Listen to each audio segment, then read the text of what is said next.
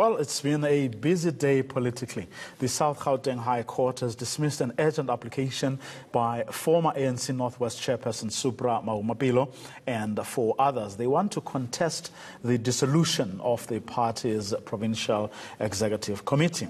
On the other hand, former President Jacob Zuma came out in support of ousted SARS boss Tom Moyane.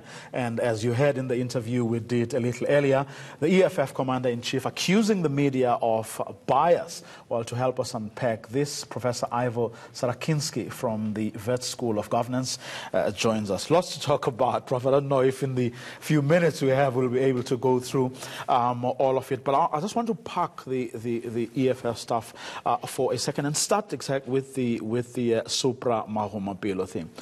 He did say when he was here that he's not going to take this, the court throwing the case out because for lack of urgency last week, lying low.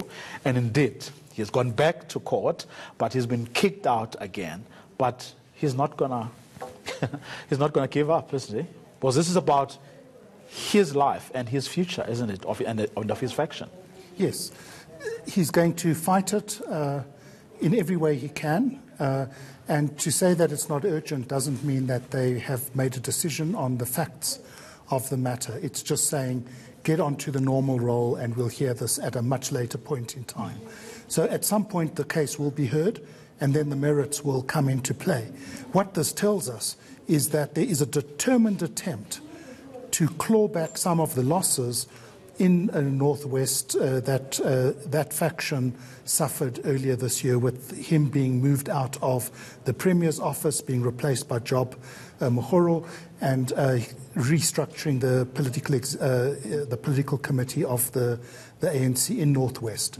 And all of this is about trying to get back into some kind of power, and it's part of the broader fight back against Cyril Ramaphosa's grouping inside the ANC. Now here's what someone asked me a few days ago, and this was on the back of the other case in the Eastern Cape, where you have an Andile Lungisa whom the ANC has said must get out of the mayoral committee at the Nelson Mandela Bay Metro, and the guy maintains that he has done nothing wrong.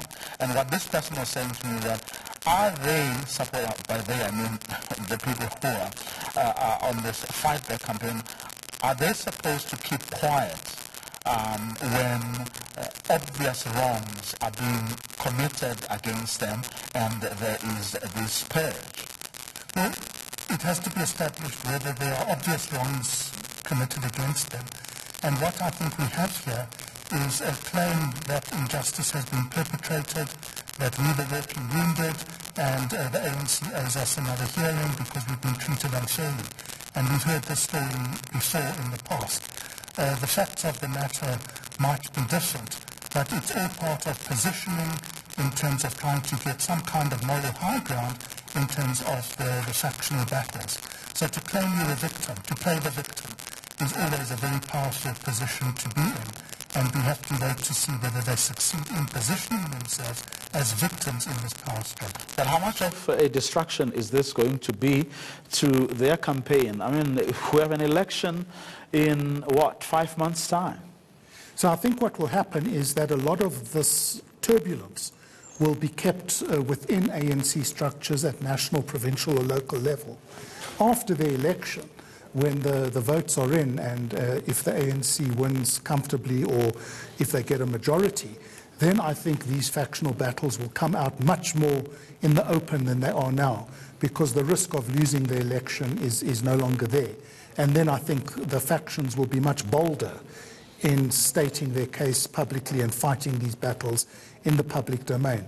And part of this fight back isn't to win in this war, it's to bog down the current ANC leadership in one process after the other, to hinder achievement and also to stop the exposure and ventilation of all the malfeasance that's taken place over the last 7 years, and to undermine attempts to hold these people accountable. So it's a strategy of creating a swamp that the other camp has to walk through, and to make it as inconvenient and as uncomfortable as possible in order to wear them down and bog them down procedural issues. I'm looking at Julius Malema and the EFF's approach on the Pravin Gordhan matter. I'm looking at what Musi Maimana's question in Parliament has done over the past week, especially to Cyril Ramaphosa.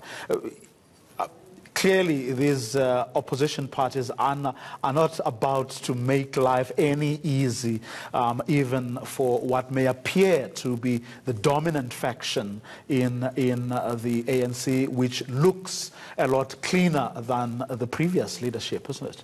Yes, and it's not the job of the opposition party in any credible democracy to help the governing party, to quote Pravin Gordhan, to make the governing party's life easier. The job of the opposition is exactly to make life as difficult as possible, and that's what accountability is all about. So the issue here is the opposition performing the task of a credible opposition, or are some aspects or elements in the opposition being part of the factional battles in the ANC and, in a sense, engaging in these kinds of activities in bad faith? So we know that the EFF is linked into some factions in the ANC in some parts of the provinces.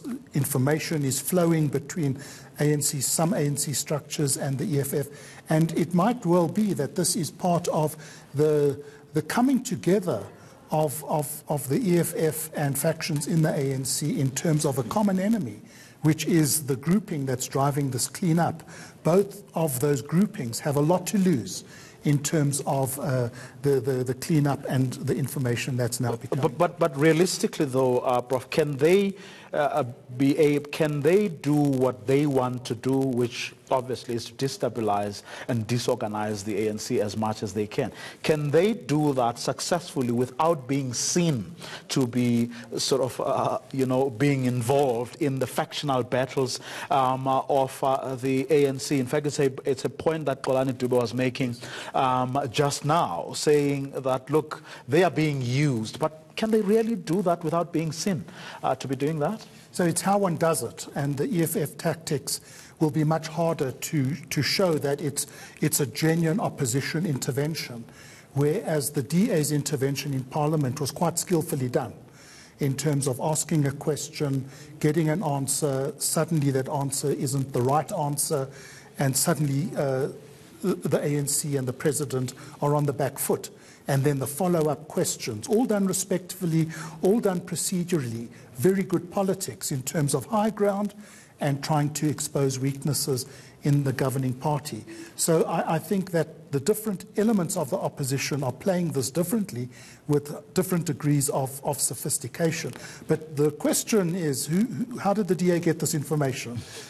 Brown envelopes, information, nonetheless a golden gift to the DA, and I think they're using Does it matter, though? I mean, look at journalists. I mean, people come, give you documents or whisper things, and it's for you to follow up, and the exposures are necessary. Yes. So you get the information, and if you use it cleverly, you can get significant political advantage. And that's what politics is about. And the DA has played this one very well. Okay. Prof, thanks very much for coming through. Professor Ivor Sarakinsky from the Wits School of Governance.